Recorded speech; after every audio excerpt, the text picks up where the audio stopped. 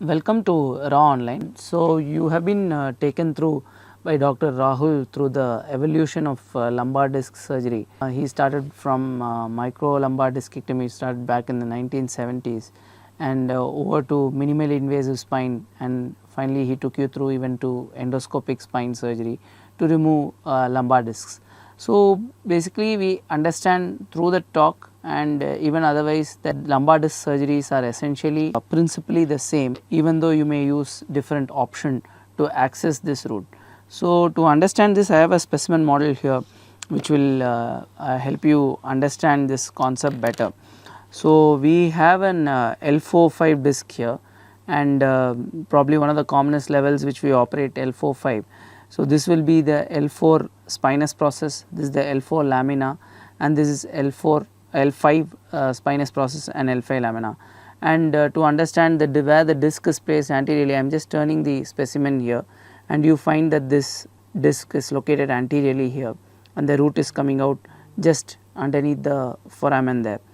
So, to understand how you access this disc, I have roughly marked a point here which corresponds to the amount of lamina that you may have to remove, and also I have marked it in such a way it is around 5 mm of the pars.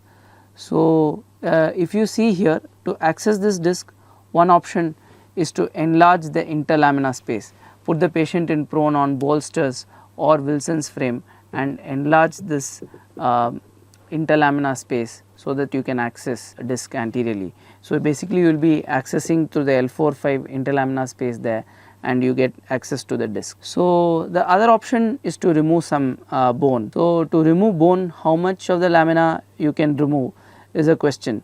So, definitely to reach the top of the disc you may need to remove till here. So, effectively you will have to do, if you want to do, you can do a full L4 laminectomy to do an L4-5 discectomy.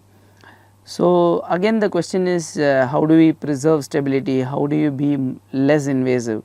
So, the key point to do to understand while doing any laminectomy is to be 5 mm off the pars, so that you do not affect any of the articulating process. Here you can see the medial facet, which is nothing but the inferior articulating process of L4, and this is the lateral facet, which is the superior articulating process of L5. So, as long as you are 5 mm off the pars, you keep away from these important articulating structures and ensure stability. So, you can perform what is called a coronal hemilaminectomy. So, to understand coronal hemilaminectomy, the most important thing is to understand the ligamental flavel anatomy. So, the ligamentum flavum is the yellow ligament attaches from the top of the L5 lamina and goes all the way 2/3, probably half to 2/3 of the distance of the along the undersurface of the L4 lamina. So, you can imagine that a membrane is getting attached from the undersurface of L4 and going and getting itself attached to the top of L5 there, and similarly you will have it on the other side also. To get yourself or get access to this yellow ligament, this lumbar disc surgery probably is all about your access to the yellow ligament and how well you have removed the yellow ligament. You can do a coronal hemilaminectomy where you can drill off this part of the bone which you are seeing here and still remain 5 mm of the pars. You may have to drill out the top of L5 here also, and in this way you will get good access to the ligamentum flavum, and once you remove that you are going to be onto the root and you can see the disc and get access to the disc from there. So, you can do this unilaterally, that is in this case it will be a left sided coronal hemilaminectomy. Some people even term it laminoforaminotomy, where you just drill out this part and widen the foramen through which the root comes out. So, once you widen this and you do a bit of medial facetectomy, you can do a good decompression at this level. You can even access the disc through the same level and try to remove the disc. Dr. Rahul has already explained to you about over the top decompression, where you can actually drill out some of the undersurface of the spinous process here. Once you drill out the undersurface of the spinous process, you start seeing the root onto the other side. So, you will have good access to the root on the other side also through the undersurface of the spinous process.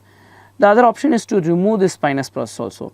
So, once you remove the entire spinous process up to its base, you still have a bridge of lamina the top 1/3 of the lamina is still intact, and this top 1/3 of the lamina will continue to give you good stability and will be better than doing a full laminectomy.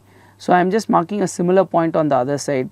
This is 5 mm of the pars, and you can remove this other side of the lamina. This will be a bilateral coronal hemilaminectomy or a full coronal hemilaminectomy, where the spinous process and the 1/3 of the top 1/3 of the lamina is preserved and bottom 2/3 is removed. So, it is not essential to remove the entire spinous process. When you are positioning the patient, you will realize that cutting off only this part of the spinous process from here to here is probably more than sufficient, and you can leave behind this top 1/3 and this entire spinous process intact for your access. So, this laminectomy, which preserves the top 1/3 of the lamina, is called a coronal hemilaminectomy, which is a commonly used procedure for doing an L4-5 discectomy. So, we will do an L4 coronal hemilaminectomy in order to do an L4-5 discectomy. Thank you.